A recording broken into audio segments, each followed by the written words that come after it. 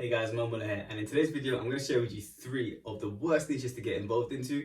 Whether you're new to the content and affiliate marketing space, or you've got some kind of skin behind the game, these 3 niches are definitely the ones that I would avoid.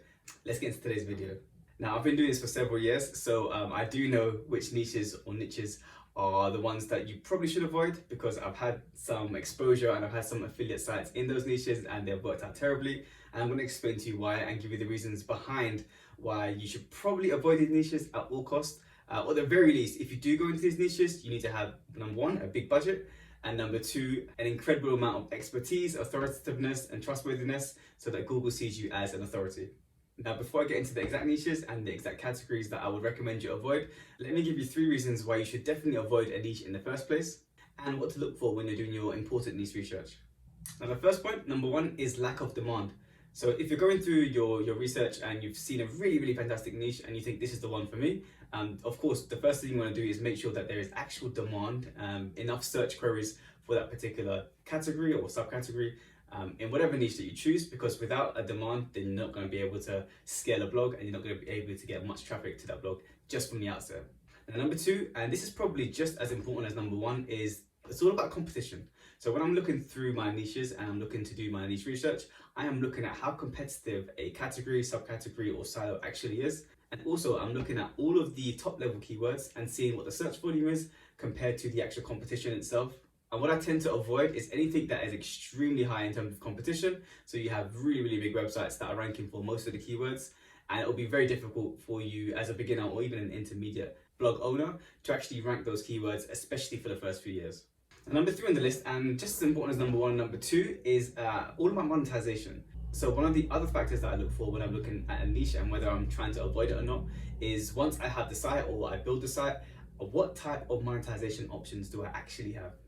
Now, I do have a really good monetization video, and I'll put that into the description below for you to take a look at. But my primary consideration when looking at any niche research is to check if there is an actual real sustainable way to make money with that niche. That's probably outside of just advertising revenue, which can also be fantastic, but you also want to diversify because anything can happen with your traffic. So if there isn't numerous ways for me to monetize that particular niche or sub niche, I'm probably going to avoid it, just because it makes more sense to spend your hard-earned time and also hard-earned money in a niche where you have way more monetization opportunities, and in the long run that will make more sense.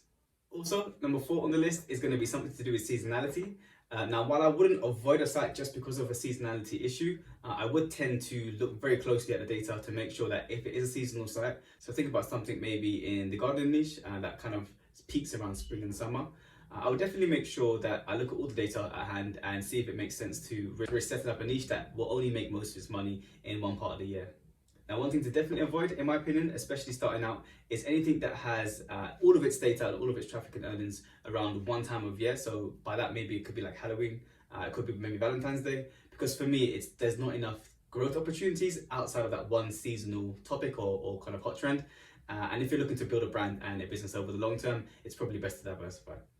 Now, lastly, and the most important, is you want to avoid anything that is from Your Money, Your Life, or YMYL, which is, I'll put a link below. It's a Google description.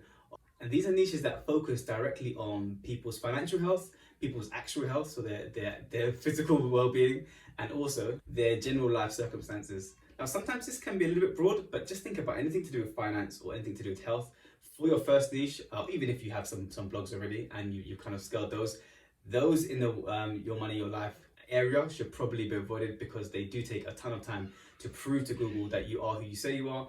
And also, honestly, if you do have sites in those niches and they do get hit by a poor update, it can be very tricky to get those recovered, so bear that in mind as well. So what are the 3 niches that I would recommend that you avoid like the plague? Number 1 is definitely the financial niche. So anything that is to do with finance, anything that is to do with credit repair, anything to do with maybe loans or paydays, you probably want to avoid those because they are going to take a ton of time to rank, and also you're going to go up against a ridiculously high competition. Try if you might. I have tried and it hasn't worked out very well, and I did have a reasonable budget and it still didn't work out.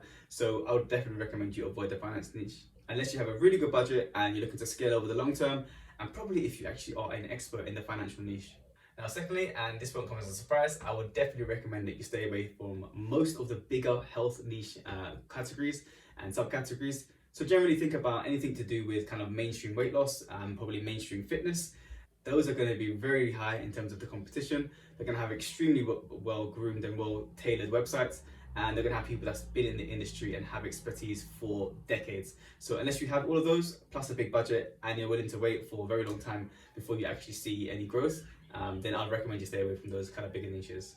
Now, a small caveat is if you do decide to go into the health niche or the fitness niche for whatever reason, then definitely you want to go down into the deep silos and find a sub niche within the kind of umbrella that allows you to kind of take over as topically an expert, and you can have topical authority within that kind of sub niche. And that's a really good way to diversify against the main niche, but also take advantage of those really juicy search terms and really juicy search volumes within the kind of main niche itself.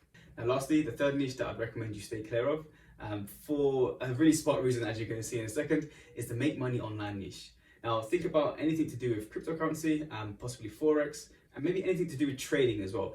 Essentially anything that shows people how to click buttons and make money, you probably want to stay away from those niches because initially it can be like a really lucrative niche to get into because you have really high search volumes. You also have people that are looking to spend money and be extreme amounts of money to make more money. But on the flip side to that is the competition is ridiculous out of this world. Is you can search anything to do with make money online and you'll find out the competition is insane. And also sometimes in those niches you can find a lot of shady people doing some shady things. So probably best to stay clear of that niche in itself. Although there's really high demand in that niche, there's also a lot of high risk. And also there's quite a lot of regulations in that particular niche, kind of from a governmental level. So you need to make sure that you stay clear of anything that's probably going to get you in trouble in a legal way. Anyhow, those are the three niches that I would definitely recommend that you avoid if you're starting out. Even if you're an intermediate and you have a few blogs and content sites under your belt, probably best to avoid those because of all those reasons I mentioned.